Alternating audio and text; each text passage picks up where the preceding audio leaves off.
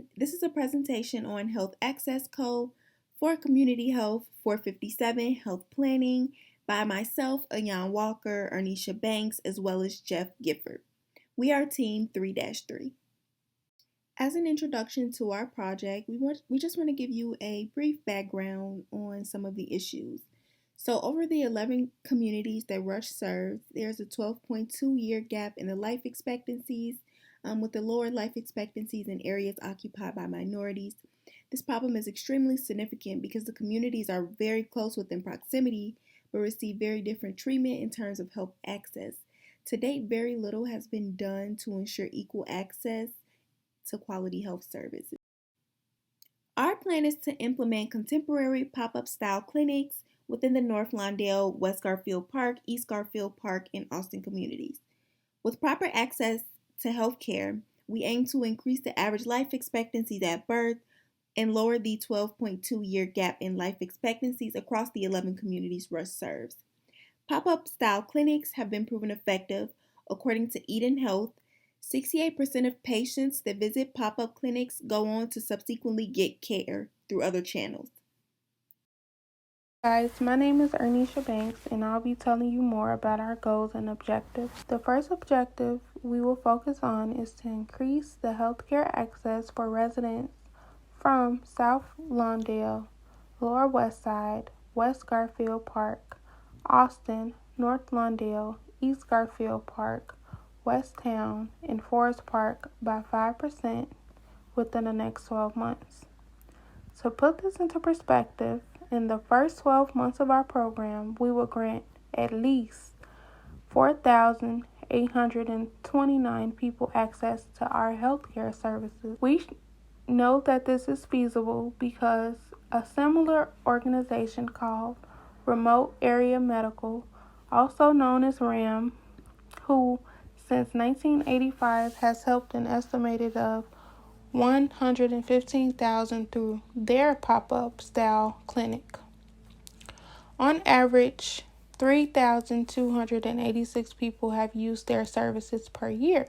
Although we plan to yield slightly more people, we have less inconveniences than this group faced when they first started.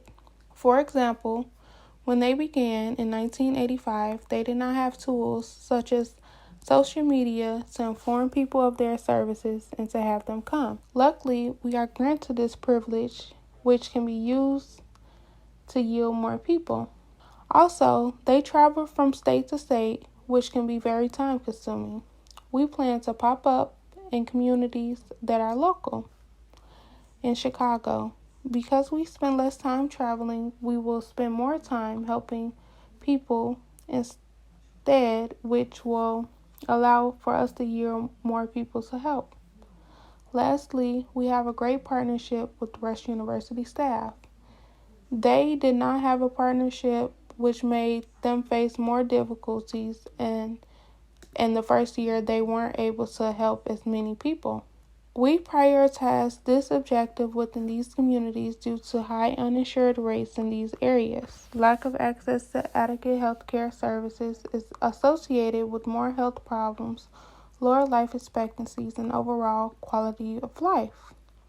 Our second goal is to shrink the 12.2-year life expectancy gap across the 11 communities that Rush University Medical Center serves. We aim to achieve this through establishing contemporary teaching clinics in our partnerships with Rush University, Rush Health, Rush University Medical Center. While our facilities are geared toward catering to those who are uninsured and underinsured, everyone is welcome. Our services will operate in the facilities throughout each of these communities: churches, schools, auditoriums, gymnasiums, and local businesses to ensure they have accessibility to our services. Our overall goal is to increase the quality of life amongst residents who reside in these communities. Our progress will be measured by comparing numerical data such as heart rate, blood pressure, weight, and BMI from the initial clinic visits to data from follow-up visits, where we will be tracking the progression of chronic diseases. The numerical data will be collected upon arrival using our records tracked through our computer systems. Over the first 6 months, we'll rotate through 5 communities, spending 1.2 months in each because we are a remote clinic. We will move from community to community so that transportation will not be a barrier for our residents to access our services.